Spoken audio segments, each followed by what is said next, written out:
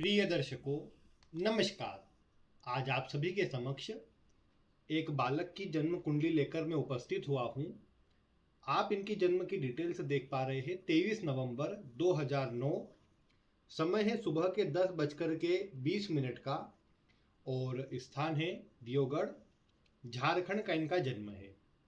इस आधार पर जब आप इनकी कुंडली का निर्माण करेंगे तो कुंडली इनकी बन जाएंगी मकर लग्न और मकर राशि की। अब मकर लग्न है, मकर राशि है, शनि की पूरी तरह प्रभाव में ये आती है। देखा जाए तो स्थिर राशि है, जिस कारण से धीमी गति से कार्य करना या थोड़ा आलस करना स्वभाव में देखा जा सकता है। यहाँ लग्न में अगर आप देखेंगे तो दो ग्रह विराजित है, जो कि है गुरु और चंद्रमा। गुरु और चंद्रमा जैसे ग्रहों का लग्न में होना लग्न को मजबूत करता है, जातक को भाग्यशाली बनाने का काम करता है, जीवन काल में सभी सुख देने का काम करता है। लेकिन ये दोनों ग्रह शांति प्रिय ग्रह है और एकदम ये बोल सकते हैं कि व्यक्ति को धीरे धीरे कार्य करने वाला स्वभाव प्रदान कर सकते हैं। यहाँ पर अगर आप जानते हैं कि ये जो चंद्रमा है, ये चंद्रमा इस कुंडली में सप्तम भाव का स्वामी होता है, जो लग्न में आकर के व्यक्ति को खराब प्रभाव नहीं देगा, लेकिन कई बार मन में अधिक सोचना, कल्पना, चिंता ये दे सकता है। लेकिन प्रमुखता वाली बात यह है कि चंद्रमा लग्न में हो तो व्यक्ति का मन स्थिर नहीं रहता और उस कारण से व्यक्ति कई बार थोड़ा आलस का प्रभाव देखता है और जीवन काल में अधिक सोचता रहता है, काम थोड़ा कम करता है। लग्न में वैसे ये गुरु विराजित है, यहाँ पर है नीच राशि के अंदर। अब लग्न में वैसे गुरु को आप जानते हैं कि व्यक्ति को अच्छा ज्ञानवान बनाता है, व्यक्ति को दर्शाता है कि व्यक्ति ने अपने पूर्व जीवन में अच्छे कार्य किए हैं, अच्छे कर्म करके व्यक्ति इस जीवन में आया है और इस कारण से व्यक्ति को जीवन काल में जो चाहिए वो सब मिल भी जाता है। यहाँ स्वयं नीच राशि में गुरु विराजित है, जो थोड़े कमजोर हो जाएंगे, लेकिन अच्छी बात यह है कि ये गुरु चंद्रमा की राशि में उच्च के होते और चंद्रमा साथ में है, तो ये नीचे तो भंग यहाँ पर ये गुरु कर रहे हैं, यहाँ पर चंद्रमा कर रहा है, तो ये एक अच्छी बात है। यहाँ पर ये अच्छा परिणाम देने वाली स्थिति कही जा सकती है गुरु के लिए। और वैसे भी लग्न में गुरु उतने खराब नहीं। हाँ, ये अवश्य है कि इस कुंडली में कोई प्रमुख ग्रह नहीं बनते। तीसरे भाव के स्वामी हैं और 12वें भाव के स्वामी हैं। अब तीसरे और 12वें भाव के स्वामी होकर लग्न में बैठे हैं, तो इसके कारण व्यक्ति को जीवन काल में जन्म स्थान से दूर सफलता दिला सकते हैं, कहीं बाहर ले जा करके भी अच्छा परिणाम दिलाने का काम कर सकते हैं। तो ये बात यहाँ पर गुरु के कारण आएंगी, व्यक्ति को अच्छा कम्युनिकेशन वाला बना सकते हैं ये गुरु। व्यक्ति अपनी मतलब ऐसे काम करे जो बैठकर करना हो और अपनी बातों से, अपने ज्ञान से कोई कार्य करे, ऐसा भी कहा जा सकता है। तो ये प्रभाव खराब नहीं है, प्रभाव यहाँ पर अच्छा ही है। फिर अगर आप देखें कि लग्न का स्वामी शनि बनता है, शनि कुंडली के नवम भाव में है। लग्नेश का नवम भाव में होना व्यक्ति को भाग्यशाली और धार्मिक दोनों ही बनाता है, क्योंकि यहाँ पर ये शनि स्वयं ही भाग्य का प्रभाव देने लग जाएंगे और लग्नेश होकर भाग्य अपने हाथ में लेकर व्यक्ति को जीवन काल में अच्छी मजबूती प्रदान करने काम करने लग जाएंगे। ऐसी अवस्था में ये बहुत ही मजबूत स्थिति है कि ये शनि व्यक्ति को जीवन काल में सकारात्मक परिणाम देने वाले हैं, जो कि एक बहुत अच्छी बात है। और फिर आप जानते हैं कि नवम भाव में शनि हो और शनि पर गुरु की दृष्टि हो, तो ये प्रभाव इस बात को दर्शाता है कि व्यक्ति अपने जीवन काल में बहुत भाग्यशाली है और व्यक्ति को जीवन काल में जो चाहिए वो सब मिल जाएगा, सारी सुख सुविधा मिल जाएंगी, ऐसा कहा जा सकता है। कम मेहनत में व्यक्ति को अच्छा परिणाम मिलेगा, ये शनि इस बात को दर्शाते हैं। हालांकि ये हो सकता है इसके कारण कि व्यक्ति स्वयं से प्रयास कम ही करे, ये बात देखने को सामने आ सकती है। बाकी ये भाग्य के लिए, तरक्की के लिए, जीवन काल में कुछ अच्छा प्राप्त करने के लिए सब सकारात्मक योग यहाँ बने हुए हैं। दूसरे का स्वामी यहाँ पर शनि ही बनते हैं, जो शनि यहाँ आप देख रहे हैं कुंडली के नवम में है। दूसरे का स्वामी भी नवम में चले जाए तो पिता से भी बहुत कुछ मिल जाता है और व्यक्ति को जीवन काल में सुख सुविधा अच्छी मिल जाती है, ऐसा देखा गया। व्यक्ति हालांकि अपने जीवन में भी अच्छा सुखपूर्वक जीवन यापन कर पाता है, ऐसा देखा भी गया है। तो ये अच्छी बात है, यहाँ पर खराब नहीं है इसमें कुछ भी। फिर अगर आप देखेंगे इस कुंडली में तो चतुर्थ भाव के स्वामी मंगल है, जो कि कुंडली के लाभ के भी स्वामी है। ये मंगल कुंडली के सप्तम भाव में है, लेकिन नीच राशि के अंदर है। हालांकि ये बोल सकते हैं कि चंद्रमा से केंद्र में है, चंद्रमा की दृष्टि है, तो इसका नीचे तो भंग होता है, लेकिन सप्तम भाव में मंगल का होना थोड़ा सा वैवाहिक जीवन के लिए कमजोर कहा जा सकता है। ये जरूर है कि दो शुभ ग्रह की दृष्टि इस पर आ रही है, इसलिए इसका नीच राशि में होना न के बराबर प्रभाव देगा, इसका सप्तम में होना कोई खराब प्रभाव नहीं देगा। और ऊपर से फिर ये भी है कि नवमांश कुंडली के ये 12वें भाव में किंतु उच्च राशि में है, तो इस कारण से इस मंगल को बल अच्छा मिला है ऐसा बोल सकते हैं, मंगल को बल कम नहीं मिला, अच्छा मिला है ऐसा कहा जा सकता है। तो ये तो अच्छी बात है। बाकी आप इसमें एक बात देखिए कि ये मंगल सप्तम भाव में है, तो जीवन साथी का स्वभाव थोड़ा उग्र गुस्सेल होता है। हालांकि यहाँ गुरु है जो दर्शाता है कि जीवन साथी भले गुस्सेल स्वभाव का हो, थोड़ा इगोइस्टिक स्वभाव का हो, लेकिन थोड़ा सा साथ लेकर चलने वाली प्रवृत्ति का होता है, और उनके आने के बाद से जीवन में तरक्की की जो मात्रा है बढ़ जाती है, ऐसा भी देखा गया है। तो ये एक अच्छा ही योग है, मतलब यहाँ पर खराबी नहीं है इस योग से भी, ऐसा कहा जा सकता है, जो कि एक बढ़िया बात है व्यक्ति के लिए। फिर एक और बात यहाँ पर मैं अगर आपको कहूँ तो इसमें ये मंगल जो है वैसे चतुर्थ का स्वामी है, तो देखो माता से संबंधों को कमजोर करे या जन्म स्थान से दूर ले जाकर सफलता दिलाए, ऐसा बोल सकता हूँ मैं, या माता के स्वास्थ्य को कमजोर करे, ये बातें यहाँ पर आ जाती है। लाभ भाव का यहाँ पर स्वामी मंगल ही है, तो कोई घर में बड़ा हो, बड़ा भाई आदि हो, वैसे तो कई बार होता नहीं, लेकिन हो तो कई बार उनसे भी तालमेल कमजोर रहते हैं या फिर उनसे कम बन पाती है, ऐसा देखा गया। हालांकि व्यक्ति अपने जीवन काल में स्वयं अच्छा धन लाभ सुख अच्छा अर्जित कर पाएगा, उसमें कोई कमी नहीं है, लेकिन क्रोध कई बार जिद्दी स्वभाव थोड़ा आ जाएगा, जिस कारण से एक जगह मन ना लगाए, थोड़ा आलस भी करे, वो वाली बातें थोड़ी यहाँ देखने को मिल सकती है। तो ये मंगल के चलते ऐसी बातें आ सकती है। बाकी ये व्यक्ति जीवन काल में उन्नति अवश्य प्राप्त कर लेगा। लाभ के लिए मंगल में भी कमी नहीं है, मंगल भी सकारात्मक प्रभाव दर्शा रहा है। फिर देखिए कुंडली के पंचम का स्वामी और दशम का स्वामी शुक्र बनता है, जो दशम भाव में है। ये शुक्र ने यहाँ पर मालव्य योग बनाया है। ये योग व्यक्ति को जीवन काल में ऐश्वर्य सुख सुविधा लग्जरी देने का काम करता है, और इस कुंडली में सबसे मजबूत ग्रह आप पूछेंगे कौन सा है, तो मैं कहूंगा कि वो शुक्र ही है, क्योंकि जरूर ये दशम में है, चतुर्थ में दिग्बली होता है, दशम में है जिससे थोड़ा बल कम है, थोड़ा धीरे प्रभाव मिलता है, लेकिन नवमांश में भी आप देखते हैं कि ये अपनी राशि में है, बलवान होकर बैठा है और उसे अच्छा बल मिल रहा है। तो ऐसे में ये देखा गया कि इस स्थिति का शुक्र अच्छा परिणाम प्रदान करता है, तो ये एक बहुत बढ़िया बात है व्यक्ति के लिए। फिर इस कुंडली में अगर आप देखेंगे तो ये पंचम का स्वामी है, तो इस कारण से व्यक्ति को ये जरूर है कि शिक्षा में व्यक्ति को डिग्री अच्छी दिला देता है, मतलब व्यक्ति को डिग्री तो मिल जाती है, शिक्षा इतनी तो कर लेता है कि डिग्री मिल जाए, लेकिन पढ़ाई में उतना मन नहीं होता अपने से, क्योंकि ये शुक्र जो है ये आप देखेंगे छठे भाव में गया है, तो षडाष्टक योग बन जाता है, जिस कारण से प्रभाव कम मिल पाता है। हालांकि शिक्षा जितनी चाहिए उतनी हो जाती है, लेकिन मैंने आपको एक सूत्र बताया है, कई बार देखा गया कि दशम भाव में शुक्र हो तो व्यक्ति को शिक्षा में शिक्षा से, लॉटरी से या आकस्मिक लाभ वाले क्षेत्रों से हमेशा नुकसान होता है, मतलब नुकसान क्या, इनसे लाभ कुछ नहीं हो पाता। तो ऐसी बात देखने को मिले कि व्यक्ति जो शिक्षा लेता है उससे जुड़ा काम ना कर पाए, शिक्षा ले ली, उस पर पैसे लगाए घर परिवार वालों ने, व्यक्ति ने शिक्षा भी ले ली, लेकिन काम कुछ नहीं, व्यक्ति काम कुछ और ही कर रहा है या कई बार अपना काम कर रहा है, ऐसी बातें देखने को मिली। फिर इसके बाद आपने देखा कि जैसे कई ऑनलाइन मतलब व्यक्ति कुछ काम करने लग जाए, ऑनलाइन मतलब जैसे कुछ गेमिंग में या फिर कुछ शेयर मार्केट वगैरह में व्यक्ति जुड़ता है, तो उनसे भी लाभ नहीं होता, नुकसान ही होता है, ये बात देखने को मिली। इसलिए इन सब क्षेत्रों से व्यक्ति को बचने को कहा जाएगा। शिक्षा जरूर व्यक्ति को माता पिता करवाए, लेकिन मैं कहूँगा कि माता पिता कुछ ऐसी शिक्षा करवाए जो इनकी स्किल को थोड़ा डेवलप करे, और आगे चलकर उससे जुड़ा कुछ अलग काम करना चाहे तो वो भी कर सके, क्योंकि यहाँ पर ज़्यादा शिक्षा से लाभ के योग नजर नहीं आते। तो हालांकि आपको कई लोग कहेंगे कि दशम पंचम का स्वामी दशम में हो तो शिक्षा से लाभ होता है, लेकिन जरूरी नहीं हर बार हो, इसलिए उसका ध्यान रखे, उसका थोड़ा ध्यान दे तो ज़्यादा ठीक रहेगा। यहाँ पर मैं इतना ही कहूँगा बस।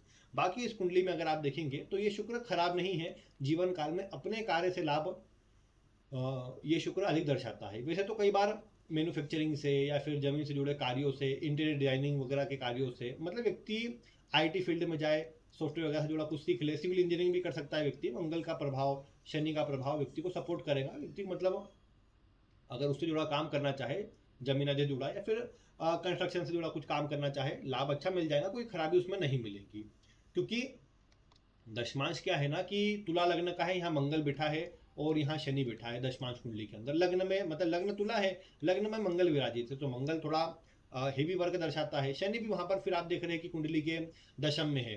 हालांकि दशम का जो स्वामी वहां पर दशमांश कुंडली के अंदर बन रहा है चंद्रमा, वो कुंडली के छठे भाव में जा रहा है दशमांश कुंडली के अंदर, तो केतु के साथ भी है। अब दशमांश का स्वामी दशम अपना छठे में जाए तो वैसे तो वो दर्शाता है कि डॉक्टरी की फील्ड या हॉस्पिटल आदि से जुड़कर काम करना, दवाओं से जुड़कर काम करना, लेकिन व्यक्ति की शिक्षा उतनी मजबूत नजर नहीं आती कि मैं यहाँ पर ये कहूँ कि डॉक्टरी कर सकता है व्यक्ति। क्योंकि यहाँ पर एक बात देखिए ना कि व्यक्ति के लग्न में चंद्रमा मकर राशि का, और मकर राशि का स्वामी भाग्य में, व्यक्ति को ये आलस का प्रभाव दर्शा रहा है, व्यक्ति स्लो काम करता है। अब स्लो कई बार व्यक्ति आलस के रूप में ले सकते हैं, लेकिन वो धीमी गति से सब चीजें कार्य में लेता है, तो उस कारण से कई बार मतलब मैं कहूँ कि उतनी मेहनत कर सकता है व्यक्ति, थोड़ा कम नजर आता है। और फिर ऊपर से दशा राहु की, अब आप जानते हैं राहु 12वें भाव में, यहाँ पर ये भी शिक्षा पंचम भाव से दूर है, अष्टम में है, तो ये भी मतलब शिक्षा में रुकावटें दर्शाता है। इस कारण से ये नकारात्मक प्रभाव को देता है। अब ऐसी अवस्था के अंदर ये मैं कहूँ यहाँ पर कि ये जो स्थिति है ये व्यक्ति के लिए उतनी सकारात्मक नहीं, मतलब शिक्षा के लिए तो बिल्कुल सही बात है, क्योंकि अब यहाँ पर ये जो राहु का असर है ये उतना मजबूत नजर नहीं आता। ये राहु हालांकि वैसे तो जैसे कई बार देखा गया विदेश से जोड़ता है, इंपोर्ट एक्सपोर्ट से काम करना हो या विदेश से जुड़कर कोई काम करना हो तो व्यक्ति को उसमें लाभ करवाता है, उसमें कोई खराबी नहीं। ये राहु विदेश से भी जोड़ देता है, विदेश में जाकर भी काम होता है, कई बार विदेश की कंपनी से जुड़ के काम भी होता है, तो उसमें कोई खराबी नहीं है, व्यक्ति उनसे जुड़ सकता है। लेकिन अगर ये देखा जाए कि शिक्षा के लिए तो थोड़ा कमजोर ये राहु होता ही है। तो मतलब राहु में भी क्या है, लापरवाही आलस का प्रभाव बढ़ता है दशा के अंदर, और 12वें में धनु राशि के अंदर है वैसे, और उसका स्वामी नीच राशि में है, तो ये बातें अधिक देखी जा सकती है। तो इसलिए थोड़ा नकारात्मक ये राहु का प्रभाव शिक्षा के लिए कहा जा सकता है। हालांकि जैसा मैंने कहा ये शुक्र और शनि का प्रभाव इतना तो है कि व्यक्ति शिक्षा इतनी ले लेगा कि डिग्री हो उसके पास, लेकिन वो डिग्री भले काम ना आए, ऐसी बातें कही जा सकती है। तो ये बात यहाँ कुंडली में ज़्यादा देखने को मिल सकती है। बाकी सुख सुविधा में कभी कोई कमी नहीं आएगी, मतलब शिक्षा हो या ना हो, लेकिन ये अपनी सुख सुविधा पूर्वक जीवन को अवश्य यापन कर पाएंगे, अच्छा सुख पूर्वक ही रहेंगे, और विवाह बाद ये सुख और बढ़ जाएंगे। फिर कुंडली के छठे भाव में अगर देखा जाए तो यहाँ पर केतु है। छठे भाव का केतु रोग पकड़ में कई बार उतने नहीं आ पाते, या व्यक्ति को थोड़ा मतलब इस तरह के भ्रमात्मक रोग प्रदान करता है। कई बार तो कुछ होता नहीं लेकिन लगता है कि नहीं कुछ ना कुछ परेशानी है, कुछ रोग है, इस तरह की बातें सामने आती है। हालांकि ये बैठा भी बुध की राशि में है, तो बुध में भी ये प्रभाव है कि वो इस तरह के रोग दे देता है। फिर ये भी वृश्चिक राशि में है, तो मतलब रोग के लिए यहाँ पर ये बात है कि थोड़ा सा विशेषकर ध्यान अपने खान पान पर अगर ये दे, क्योंकि लग्न में गुरु है, खान पान को नियंत्रित रखे तो रोग थोड़े ठीक रहेंगे। क्योंकि यहाँ पर क्या है ना कि ये देखा गया पकड़ में कुछ आते नहीं, कई बार तो कुछ होता भी नहीं, मन में लगता है कि नहीं कुछ है कुछ है कुछ है, और निकलता कुछ भी नहीं, ऐसी बात सामने आती है। और नवमांश में क्या है ना, चंद्रमा केतु आप देख पा रहे साथ में, तो ये भी भ्रम वाली स्थिति है। हालांकि ये केतु राहु की स्थिति इंट्यूशन देती है व्यक्ति को, कुछ होने के पहले पूर्वाभास होना, ये ऐसी सब बातें देखने को मिली। लेकिन पूरा यही बात कही जा सकती है यहाँ पर कि जो केतु का प्रभाव है ये व्यक्ति को जो असर है कई बार मतलब वैसे शत्रुओं से विरोधियों से बचाता है, लेकिन रोग के लिए थोड़ा मिला जुला बोल सकते हैं, पेट की समस्या भी देता है, स्किन से जुड़े रोग भी देता है, तो थोड़ा मतलब कुछ न कुछ भ्रमात्मक स्थिति में चलाते रहता है, ऐसी बात देखने को मिली। सप्तम में भी आप जानते हैं कि अगर पापक ग्रह बैठे हो तो व्यक्ति को दांतों की समस्या होती है कई बार, तो वो भी होने की संभावना रहती है। लेकिन मेनली एक बात यही है कि ग्रहों की स्थिति कोई खराब नहीं, लगने से अच्छे है, तो उतने गंभीर रोग नहीं, लेकिन हाँ कुछ भ्रमात्मक छोटे मोटे रोग, मौसमी बीमारियों से जुड़े रोग कई बार होने की संभावना बनी रह सकती है। ये बात यहाँ पर अधिक आती है।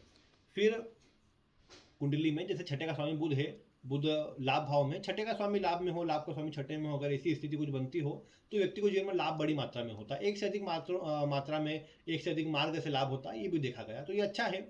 ऊपर से अष्टम का स्वामी सूर्य भी यहाँ पर है, ये जरूर व्यक्ति को प्रेरित कर सकता है कि शेयर बाजार वगैरह से जुड़े, आकस्मिक लाभ वाले क्षेत्रों से जुड़े, लेकिन शुक्र दर्शा रहा थोड़ी सी लाभ की कमी कर सकता है या हानि करवा सकता है।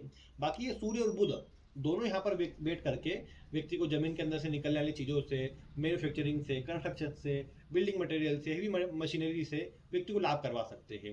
व्यक्ति मतलब जॉब तो कुछ समय कर सकता है, ऐसी बात नहीं है कि व्यक्ति जॉब नहीं कर सकता। मतलब मैं कहूँ कि देखो अगर यहाँ पर देखा जाए तो व्यक्ति अगर आईटी फील्ड में इंजीनियरिंग वगैरह कर ले और सॉफ्टवेयर से जुड़ा कुछ सीख ले, उसके बाद फिर उससे जुड़ी जॉब कर सकता है विदेशी कंपनी में या विदेश में जा करके।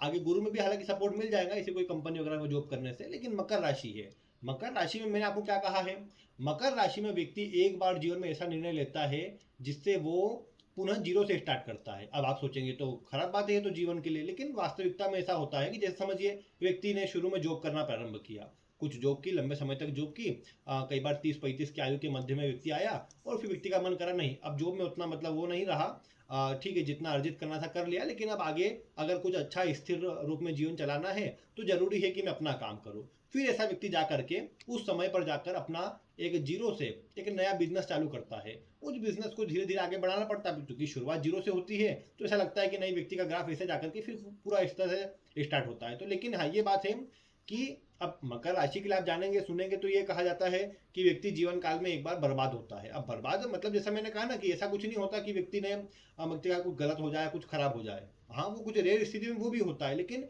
यहाँ इनकी कुंडली से ये कह सकते हैं कि मकर राशि में भी स्वभाव आता है परिवर्तन वाला, कि व्यक्ति चेंज करता है, उसका मन रहता है परिवर्तन वाला।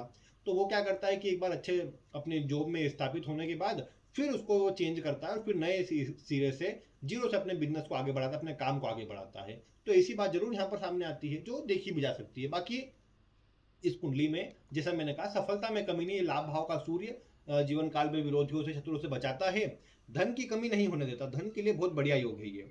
तो ये भी एक बहुत बढ़िया बात है और जीवन में एक अच्छी स्थिति को दर्शा रहा है। यहाँ पर अगर मैं ये पूछूं कि मतलब जैसे इनके कुछ प्रश्न हैं तो उस पर अगर मैं आऊँ तो शिक्षा के क्षेत्र में आईआईटी में अच्छा स्थान, यहाँ तो प्रथम स्थान लिखा है, प्राप्त करने के लिए क्या योग है? देखिए मैं कहूँगा कि यहाँ पर उसके योग नहीं। ऐसा क्यों बोल रहा हूँ मैं? अब क्योंकि जैसा मैंने कहा ना, शिक्षा में खराबी नहीं है, मतलब ऐसा नहीं बोलूँगा कि नहीं बिल्कुल प्राप्त ही नहीं कर सकते, लेकिन जैसा मैं यहाँ पर कहूँ कि व्यक्ति अपने जीवन काल में थोड़ा सा आलस के स्वभाव को लेकर चलेगा और फिर अब जितनी मेहनत होनी चाहिए, अगर मैं कहूँ प्रथम स्थान ही आ जाए आईआईटी में तो थोड़ा सा यहाँ पर वो बात तो मुश्किल नजर आती है। बाकी ये है कि अच्छी शिक्षा ले लेंगे, इंजीनियरिंग वगैरह के क्षेत्र में आगे बढ़ाइए, ये शिक्षा ले करके उससे जुड़ी जॉब भी कर सकते हैं शुरुआती समय। अभी राहु का प्रभाव भी है, बाद में जाकर आगे चलकर मतलब गुरु के अंदर गुरु बुध आ जाए तब तक जाकर के व्यक्ति फिर अपने स्वयं के काम पर विचार कर सकता है, उसमें भी कोई खराबी नहीं है। फिर यहाँ पूछा है स्वास्थ्य, जैसा मैंने कहा स्वास्थ्य में भ्रमात्मक रोग है, गंभीर कुछ नहीं लेकिन कुछ ना कुछ छोटा मोटा चलता रहे, लेकिन हाँ धार्मिक कार्य करते रहना, मंदिर में जो साफ सफाई करते हैं उनको कुछ दान करते रहना व्यक्ति को स्वास्थ्य में सकारात्मक असर देता रहेगा।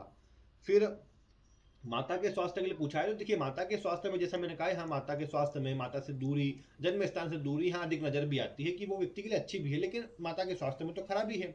अब उसके लिए जो मंगल है उसको पॉजिटिव करना आवश्यक है। माता के स्वास्थ्य में, माता के सुखों में यहाँ पर कमजोरी कुंडली दर्शा रही है।